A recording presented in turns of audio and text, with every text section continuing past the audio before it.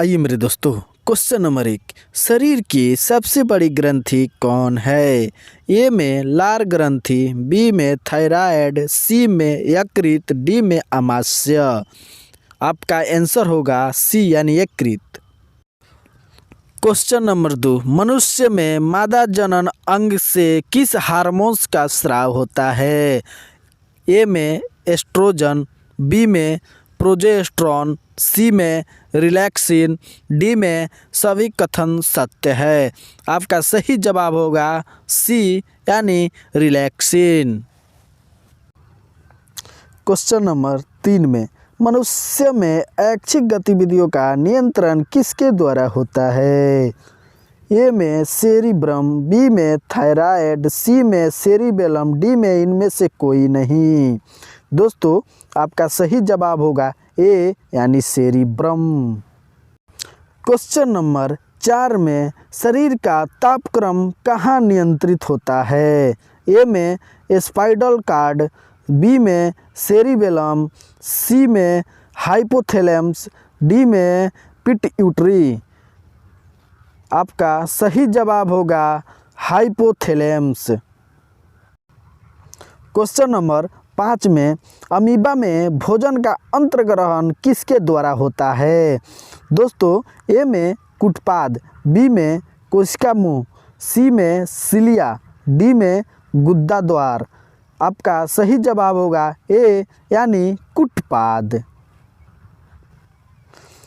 Question number 6 में निम्न में कौन सा एंजाइम लार में पाया जाता है?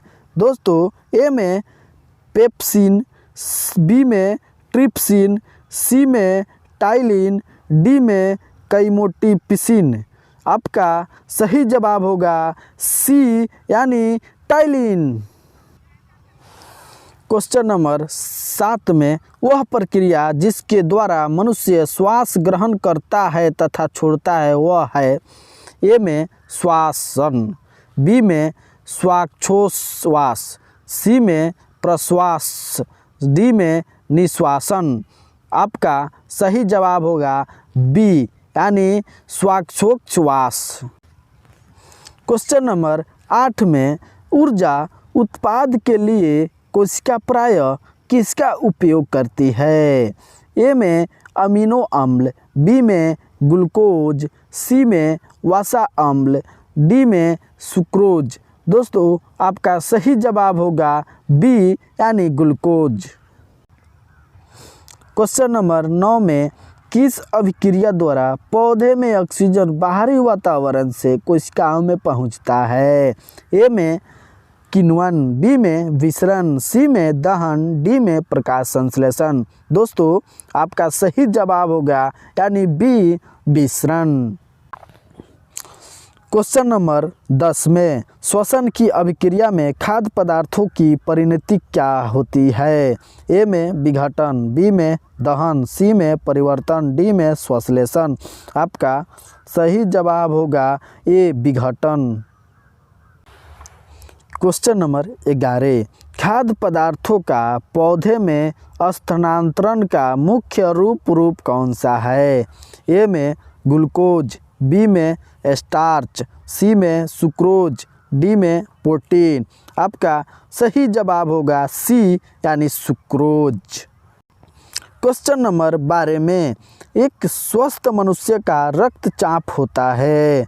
ए में 90/60, बी में 120/80, सी में 200/130, डी में 140/160।